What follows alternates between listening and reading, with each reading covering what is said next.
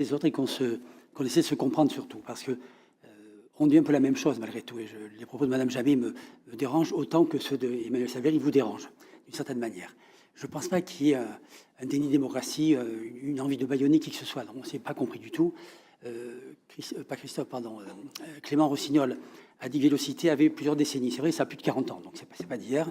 Moi, je les connais depuis 30 ans, très bien, et depuis 25 ans surtout, depuis que je suis maire.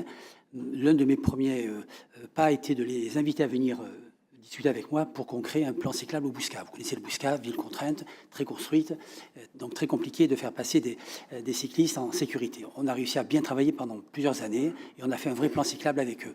On est dans le conseil et que dans le conseil, tout marchait très bien. Et j'ai vu, comme beaucoup de personnes ici certainement, certains n'oseront peut-être pas le dire, mais moi je le dis très clairement, évoluer tout doucement ce rôle de conseil dans un rôle de contrôleur, voire de censeur. Et ça, c'est un peu désagréable. Et finalement, ils nous l'ont bien dit à cette tribune, là, il y a 3 semaines. Hein, ils l'ont bien dit. Dans Vélocité, il y a 2 catégories de personnes. Il y a ceux qui sont là pour le conseil, sont plutôt les salariés, qui connaissent toutes les lois, toutes les choses, et qui sont prêts à nous aider pour mettre des choses très, très carrées. Et puis il y a les militants. Et on a bien compris que les militants, ils étaient plutôt politiques. Ça, on l'a bien compris. Oui, alors je ne vous dirai pas de quel parti politique, ça ne m'intéresse pas du tout.